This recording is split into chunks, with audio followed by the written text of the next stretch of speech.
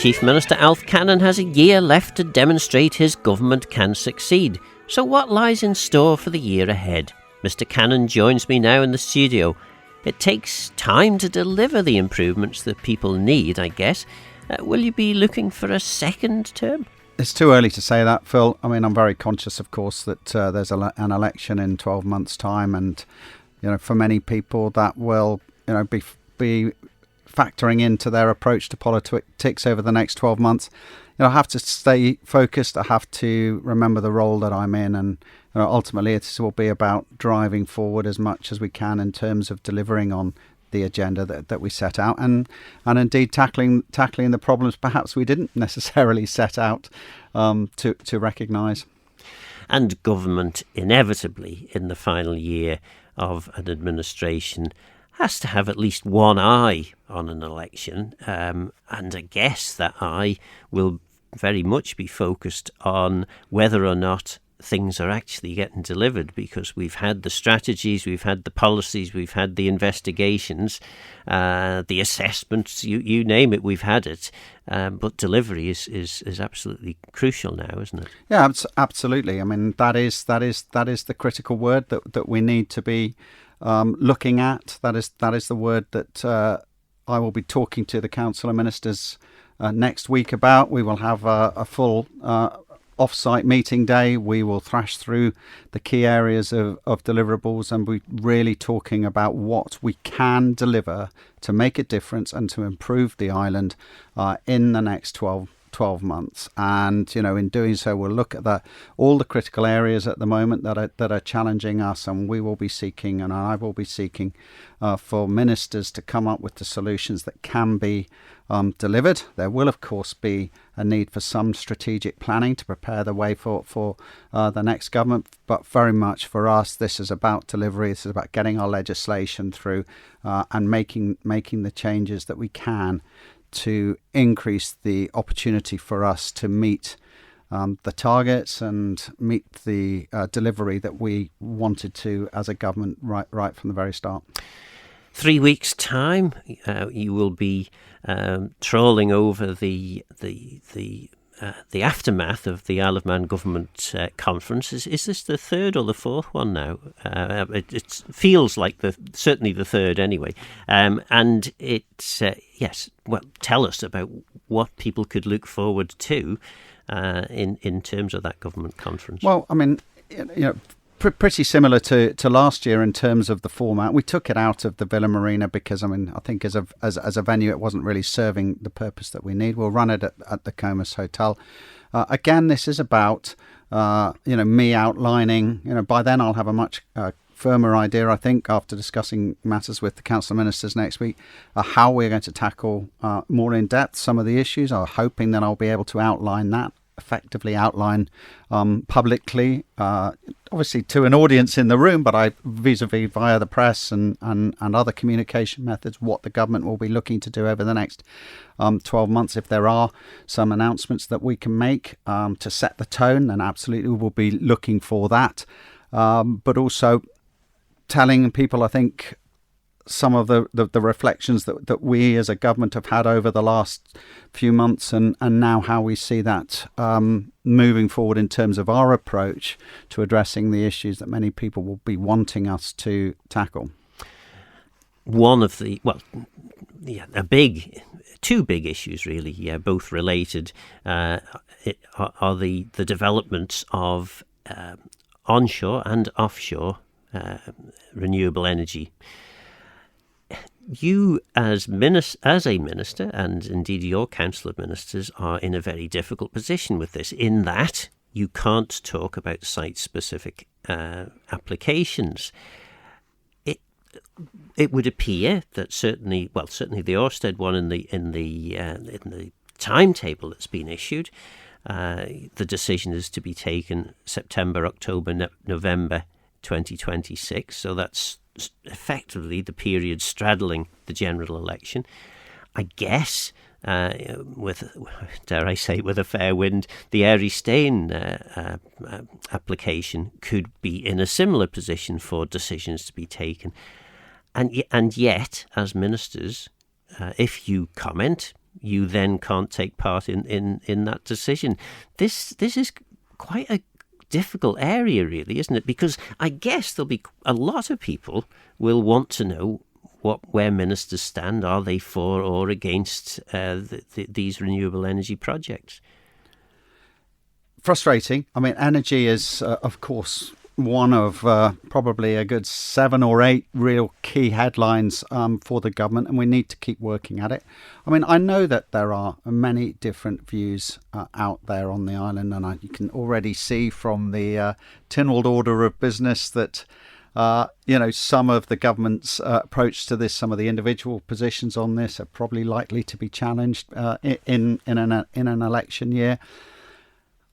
It remains, I think, appropriate for government, right for government to continue to work at pushing forward an agenda to examine and to try and bring forward the appropriate energy security that we need as an island.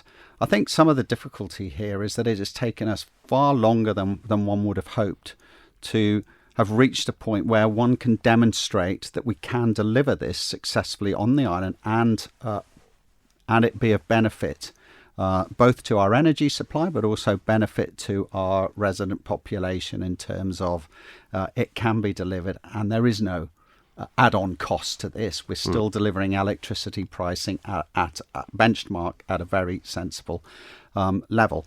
And there has been great uncertainty because I think, particularly when you come to the offshore side of things, there's been a lot of work that has been needed in terms of the legislative approach to that, but also there is still a lack of certainty as to how this will actually work into the future in terms of how that wind farm, were it ever to come to fruition, be connected to the UK grid, how that supply would take place, whether we would actually benefit from supply on the island. And I don't think that sort of uncertainty helps matters. And also, you combine that with continuing developments and advances in technology, for example, battery technology, promotion of household battery technology as another example, and I can see us continuing to sort of have to challenge ourselves in this area, and also reflect and keep on top of the costs and the assessments of these projects as they move along. I do think we would have been in a different position had the government had something actually been delivered, for right or for wrong, but actually been delivered, and we were getting electricity onto the grid, and we could see one way or the other what the outcome of that was. There is clear belief that actually it will be of benefit to the island, it'll be a benefit for our security, it will be not, as people fear, resulting in higher prices, but actually stabilise our pricing and give people greater options. So it still absolutely remains an area that government is going to continue to work at. We will continue to work at that. If after the election there are different views on that, then clearly that's the democratic right. And I appreciate people are going to have 12 months of significant debate, I expect, about the rights and wrongs of planning permission for offshore wind farms, as much as we're having that debate about onshore wind. And yes, there is certainly, and I suspect there will be certainly, an element of frustration if people are asking for views from politicians, particularly from ministers, at the current point about do they think it's right, do they think it's wrong, and they're not getting an answer. It's not just current ministers either, because of course there's an election coming up. We've no idea. Maybe all the ministers will lose their seats. Maybe all the ministers will be re-elected, but they may not all be ministers in the next administration.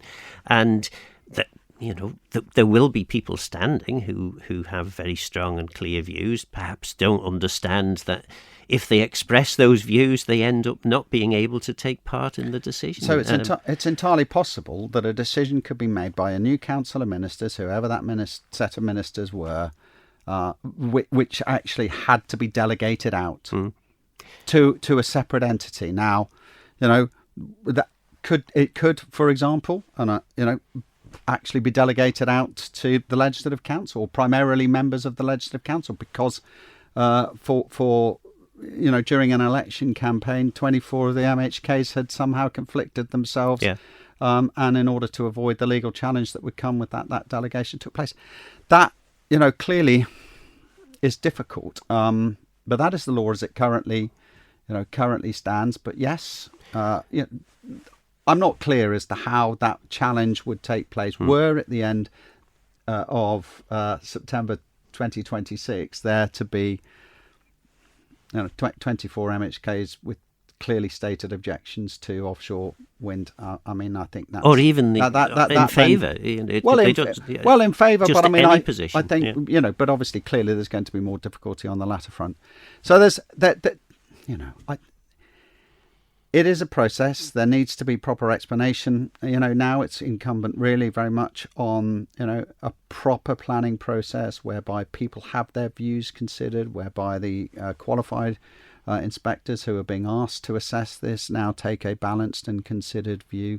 They will clearly report to the next Council of Ministers. By virtue of whatever happens next, that delegated body will have a lot of responsibility in terms of determining what happens next. But even if planning is granted, as it currently stands, the certainty and clarity about that's being delivered and where it's going to plug into and how it's going to supply energy still remains an unanswered question. So this is all quite frustrating, I think, in many ways.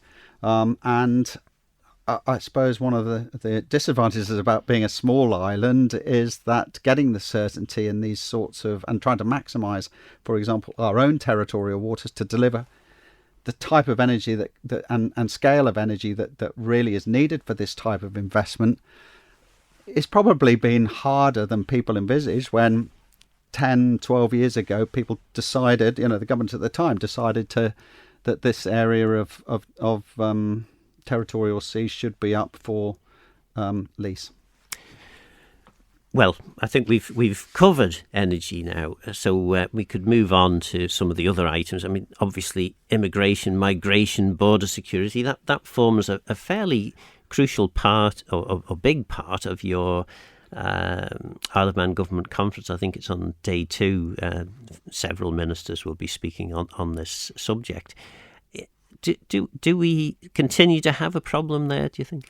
Well, I don't think there's a problem as such, but we do need to be careful about what we're doing. And, we can see clearly, I mean, there's a lot of tension across the water and in Europe about, immigration at the moment, primarily, of course, driven by illegal immigration, and we don't fortunately have illegal immigration on the island, although there have been one or two instances where actually people have been found here without the right credentials, but very, very few cases of that. But when you've got an increasing economic demand for and growing need for a workforce that can't be sort of staffed from the island per se, then there's obviously going to be this need to find workers from elsewhere. And so the immigration side, the numbers of visas that were being issued, the numbers of dependents that are coming with those visas, and the benefit that workforce is bringing to the island is something that needs closer and closer examination. And I will be challenging the Council of Ministers. We will be discussing this next week, and we will be looking closely now at the data that is coming through. We'll be looking closely at the processes that are being applied, and my view is that we need to tighten up on that, because we need to make sure that everybody coming to the island is providing that economic benefit to the island, and that we're not actually inadvertently increasing costs on the current tax base, and that these individuals are actually costing us more economically than they effectively are contributing. So there's definitely work to be done on that front. And then, alongside that, obviously, we have the common travel area. I think government in the last year or so has given 2,000 work permits out. for the common travel area. But increasingly, I think there's also a need to know more about who is coming to our island and on what basis they're coming, and a need for increased security awareness. I think the world is changing around us. I think the demographics by themselves are indicating change. And if you look globally, there is definitely a migratory shift going on, towards the West. And I think this isn't just about today or tomorrow, but this is looking well ahead into the future, Phil. And I think we need to increasingly, I think, take more responsibility for our borders rather than have that outsourced to third parties. And even though we are in the common travel area, I think my challenge to council now is whether we need more security at the borders and whether we actually need people to be asked to carry identification when they travel. I mean, most global travel now, you are having to carry, obviously, naturally, identification with you. Most people do that by force of habit now, and there is some identity checking going on at airports. But I think we need to be certain that we have the capacity to up security if we need, and to give the police and border controls, where we have them, people involved with border controls, that capability to, certainly I would be looking and asking council whether we need at the moment to have that increased power so that that the police and others can feel confident in asking people to provide identification and to verify that they are on the island for the right reasons. There's not a huge issue around that, but I think there is enough now evidence coming from the Chief Constable and others about the threat of organised crime and criminals. We've seen some issues around people trafficking on the island. In a global world and a global environment, in a world in which the movement of people is increasingly becoming more common, and particularly, as I said, that migratory shift, I think we need to ask ourselves a question. It's not necessarily about today and that there's been a problem, but do we need to prepare ourselves and be sure that we maintain our safety, maintain our security for the future? But on the positive side, we do need good people here. We do need to carry on supplementing the workforce. And the migration strategy that came through in July very much also talked about reaching out more positively to the Manx diaspora and trying to make sure that everybody knows that they'll be welcome back on the Isle of Man with their skills and their families. And so it isn't just, and of course, educating and developing our own youngsters to fill those skills. But nevertheless, those are some of the issues that we will be, I'll be challenging council and ministers with over the coming weeks. You had a very successful conference this week in relation, I think it was it's to do with the finance industry. Was it financial crime and the elements of that involved in it? Where are we in terms of the whole way in which the world is looking at offshore tax centres like the Isle of Man? At one point, maybe 10 years ago, it seemed like the writing was very much on the wall, and all the governments of the world were clubbing together to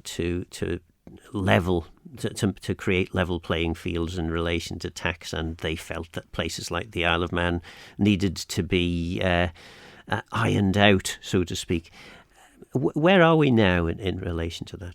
Well, we have on the priority list this Moneyval assessment that will take place in 2026, October 2026. We are working incredibly hard with the business community in partnership to make sure that we are prepared for that. And it is difficult, it is tricky. I know that a lot of businesses are feeling under pressure as a result of some of the changes that have had to be made in terms of the standards that are being expected for financial services delivery and operational performance.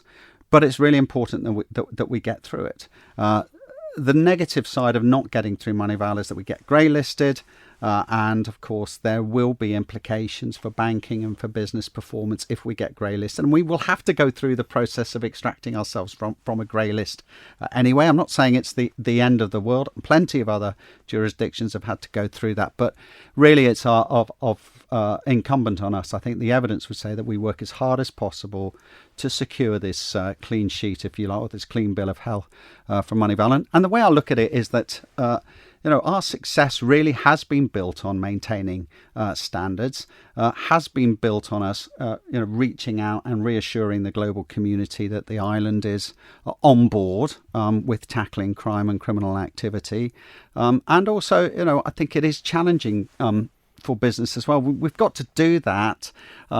And also maintain the appetite for businesses to be able to conduct themselves legitimately with a level of risk attached to it, because there is always going to be some level of risk for business. Because if you shut that out, then you stop progress effectively, even in all sorts of aspects. So this is a tough job for us at the moment. Getting through Moneyval is a top priority for us. We've invested hugely in terms of our capabilities for working with the businesses in terms of understanding financial crime and tackling it. I'm sure if we can all once we get through this together, we will be in a much better place. But we're going through this transition period, and yes, the island needs to maintain its reputational standards if we are to succeed into the future.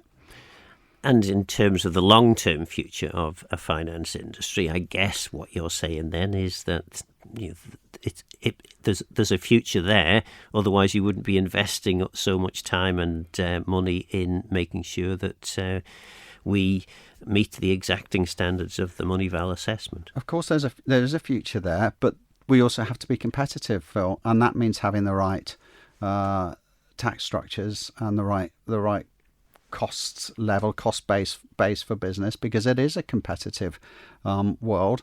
But there are still significant advantages, in my view, for businesses being here on the island.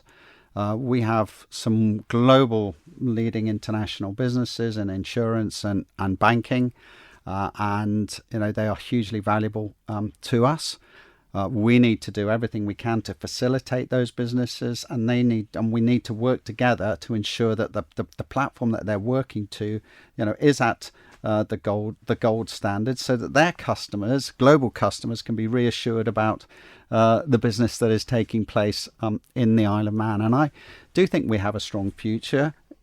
It isn't all just about tax. It's about infrastructure. It's about safety and security. It's about education, obviously, and the way that services are being delivered. So there's a huge amount to it. And I know there are pressures. There clearly are pressures on people.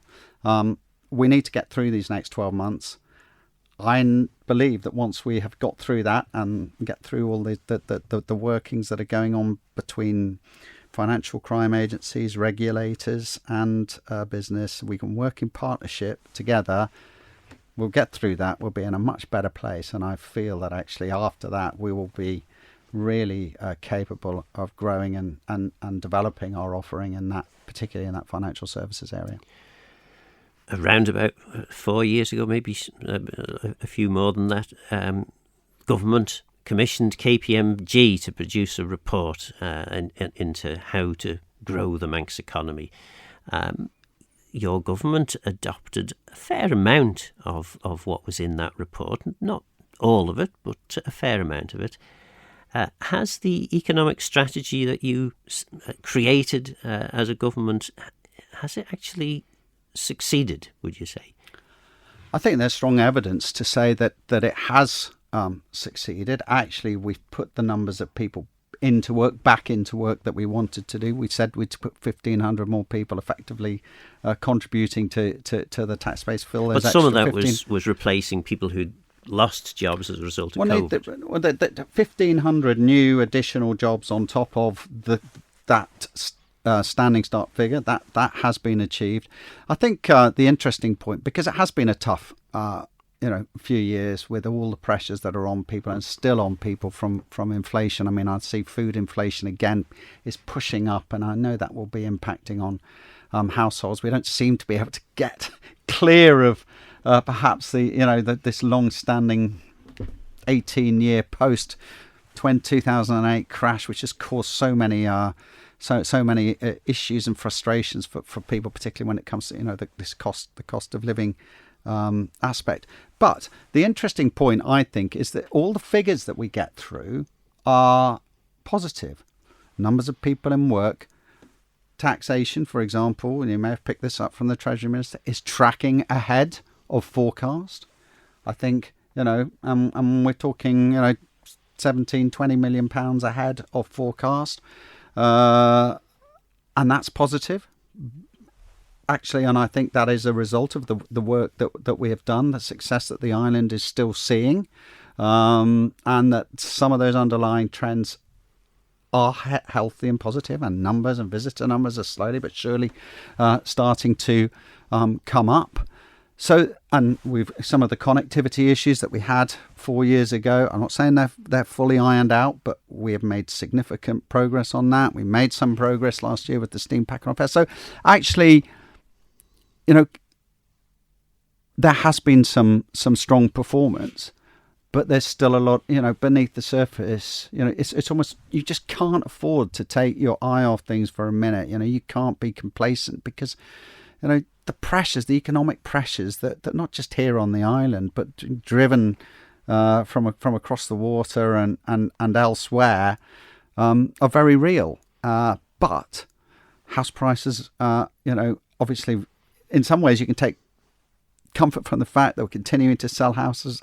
I know we haven't built enough, but we're they are building, they're selling well. There's plenty of people coming to the island.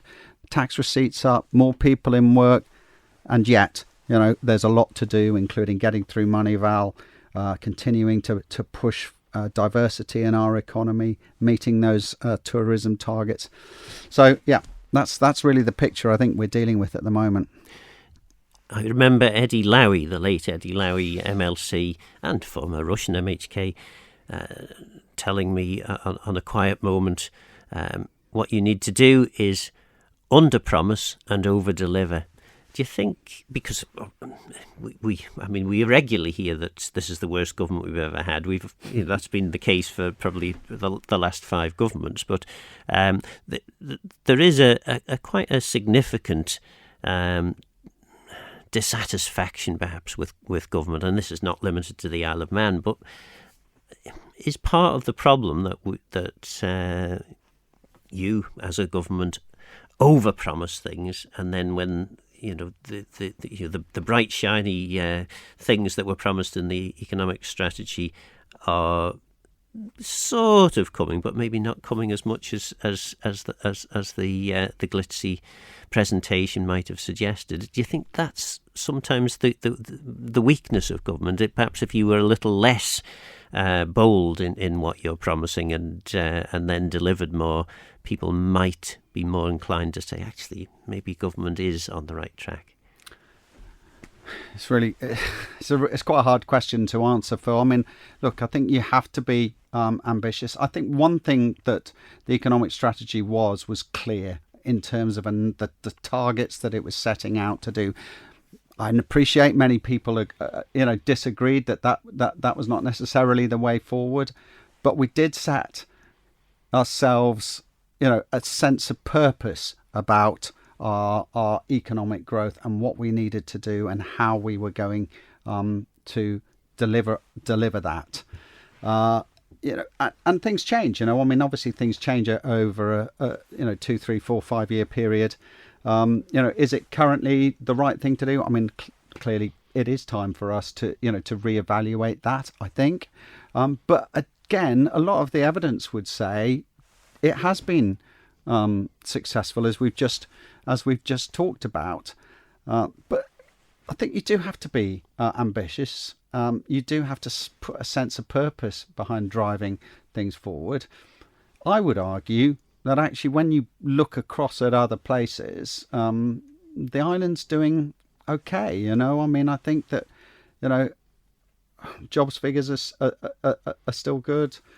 The government figures, I think we've got spending stable. I don't say necessarily under control, because I think we're going to continue to push forward on efficiencies programs. We're going to continue to look at how government can save money. We'll be looking at obviously digital and AI, and we need to bring more cohesion to that. So, but there is a sense of frustration with government. But I think with politics generally, actually, I don't necessarily think that's confined to the Isle of Man. But it's we'll see what happens. When people go to the polls. I mean, obviously, if you look across the water, there's been a complete turn since last year. You've got a new party tracking well above now the traditional Labour and Conservative parties, and people's views are changing. And I think there's always been this element. Is government now out of touch with people on the street? I think I've certainly used this summer to talk to as many people as possible. You talk to people, you hear concerns on immigration, on housing, concerns about the economy, concerns about agriculture. I don't think these are ever going to go away. The point is the government tackling them? Is the government addressing them? Are we trying to create a better future for everybody? I would say actually, but it will come down to the history books, obviously, that we have set out to tackle them, even though, in some areas, for example, the numbers of houses that have been built, there's some level of underperformance in that in terms of numbers. But I think ultimately, as you say, we are living in a very different world in terms of that relationship in many ways between politics, the direction of politics, and perhaps where the public see the future lying. We'll move on to efficiency shortly, but just one last area in relation to the economy. And you were one of the bold band of ministers that decided to purchase the Isle of Man Steam Packet Company. What do you think it should be doing to help Isle of Man government deliver on our island plan pledges and recommendations, promises? Well, I know that we're talking to the steam packet. That discussion is ongoing at the moment in terms of that future relationship and what can be delivered. I think you have to take a view, don't you? I guess there's multiple thought process involved here, on multiple areas to consider. Do you want the company to deliver successfully and be able to pay for itself and to be able to pay for the ships and not to rely in any way on taxpayer subvention? For me, that is that needs to happen. I don't share the view that we should run the company effectively at the cheapest possible prices and that somehow the taxpayer should subvent it in any way. I think that would be a big mistake. That will be another drain, and that will be less resources available for health and for education. But by the same token, the company needs to deliver the best value it can for us, both as residents, but also for us economically, in terms of the goods and infrastructure that's being supplied to the island, but also its capacity to bring tourists to the island and to help support our economy. It's an ongoing discussion that we need to have.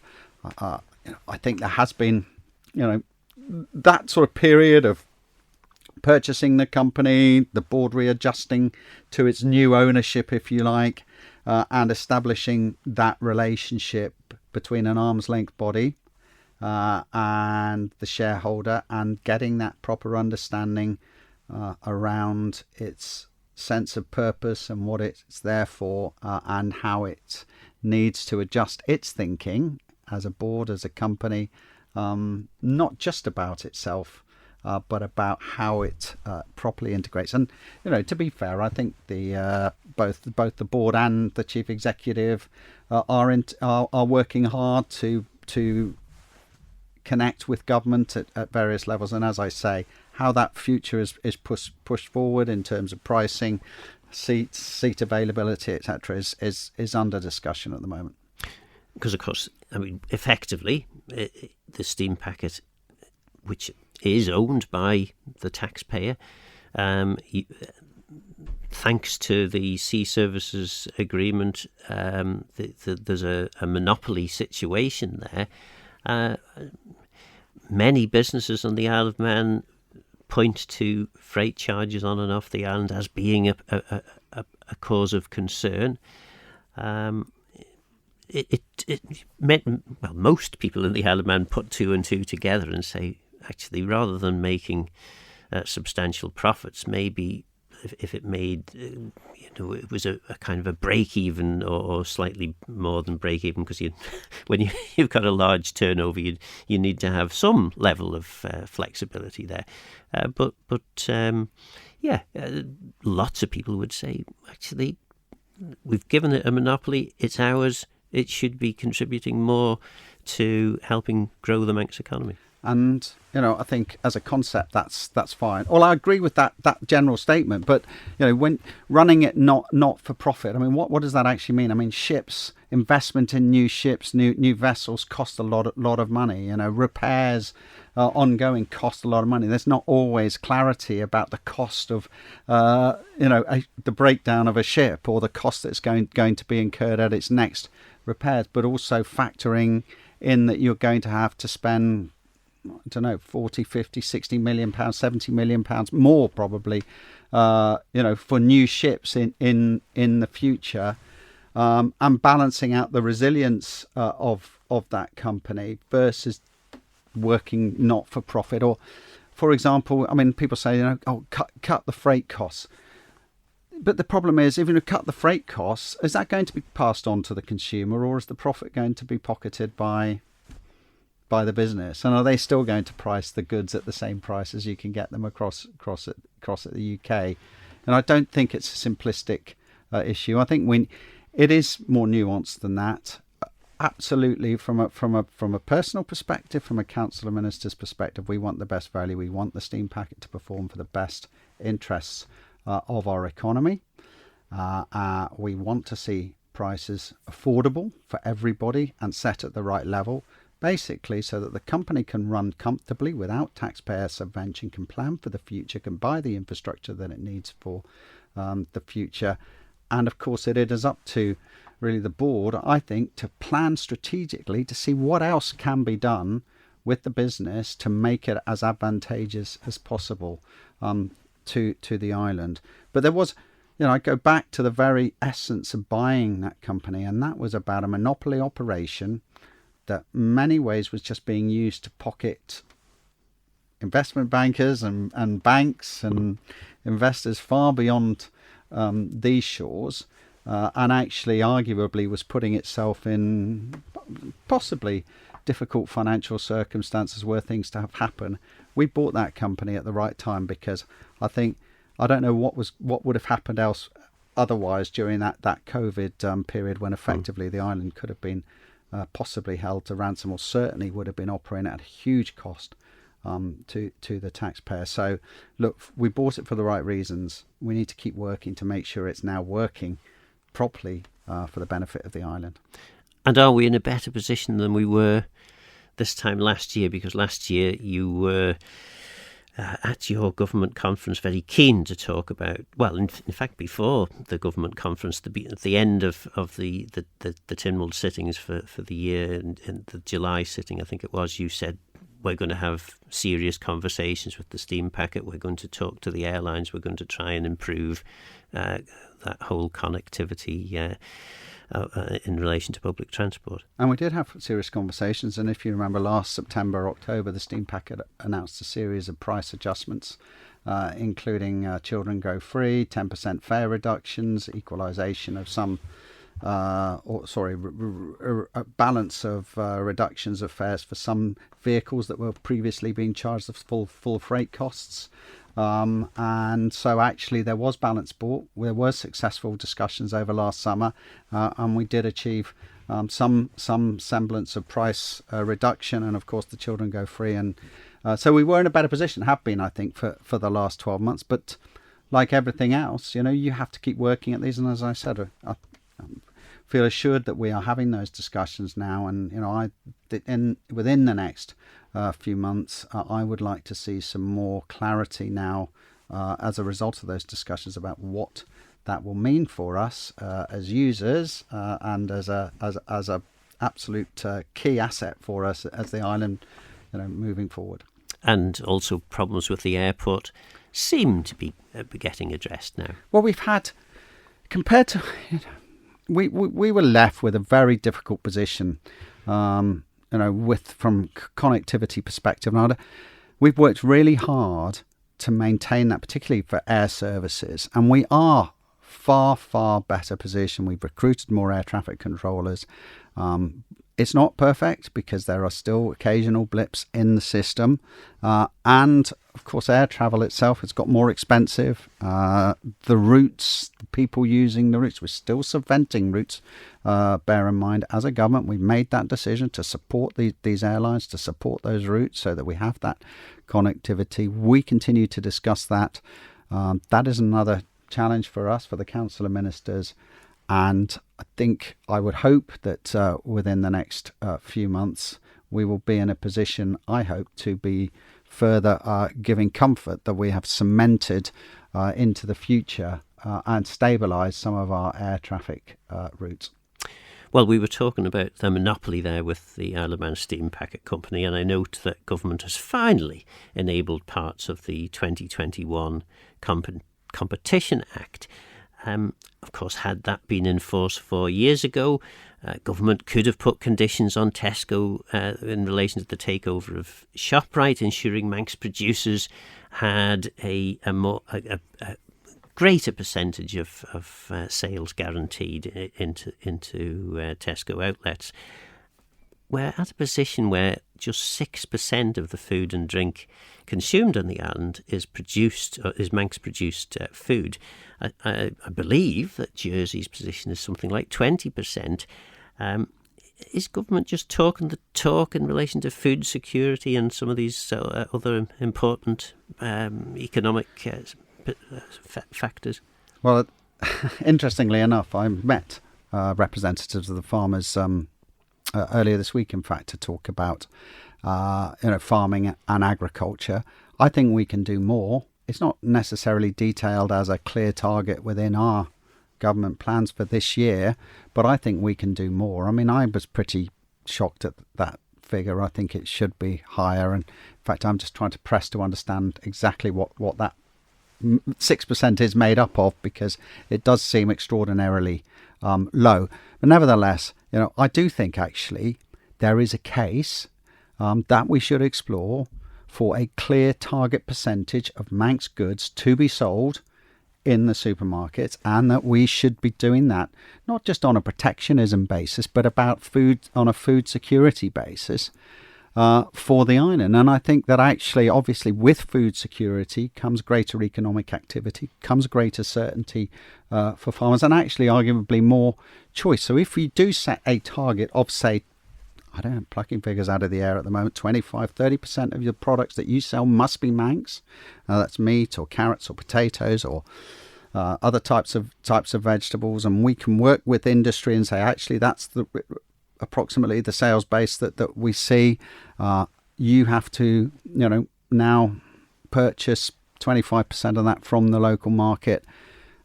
Actually, I think there's an opportunity for agriculture within that. There's an opportunity for farmers to be able to plan ahead for the future. Now, I put this concept to, the farming board, the Manx Farmers Union. I think I put it, to DEFRA. I've spoken about it with the minister. I think it's worth trying to drive forward. There will clearly be some pushback, I suspect, from retailers, but actually in the interests of the island moving forward, in the interests of farming moving forward, I think we now need to try and adopt a stronger position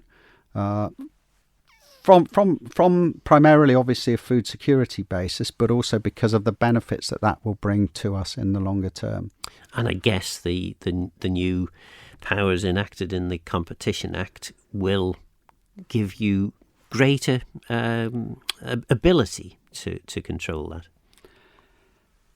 Possibly, Phil. I mean, I think that, and I'll be honest, I mean, one needs to look at these things very carefully, because it's there are technicalities associated with it. But you take that principle, yes, you take the Competition Act, what that brings. I think there's other acts actually in that have been around for a long time, like marketing acts in agriculture, that have also given us potentially powers to certainly help with pricing of goods. So we do. I think time has come for a much greater look at this area. I think from a mainstream government perspective, you're often talking about housing, the education, the economy, cost of living, what we're doing for our local economy in terms of our food supply, our agricultural economy, how we can actually grow that. I think the time has come to be a bit braver and possibly a bit bolder and take a much more sort of homegrown view about supporting agriculture and getting goods, Manx goods, into the supermarkets, but not just on a if we can basis, but actually we must do it because we need that food security for the future. We're almost out of time, but believe it or not, and there's several areas we haven't even touched on. Housing, we kind of briefly mentioned. The Minister has been on a perspective last week explaining how a new housing agency that's being proposed is going to hopefully deliver where others have failed. It is an area in which your government can rightly be criticised in that at the election in 2021, this was a crisis.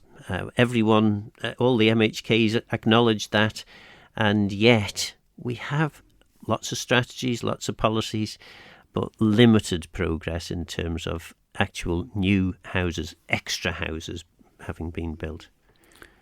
Well, I think the figures will show that we will have built 840, 900 new houses will have been built by the end. Extra houses or just replacement of old stock?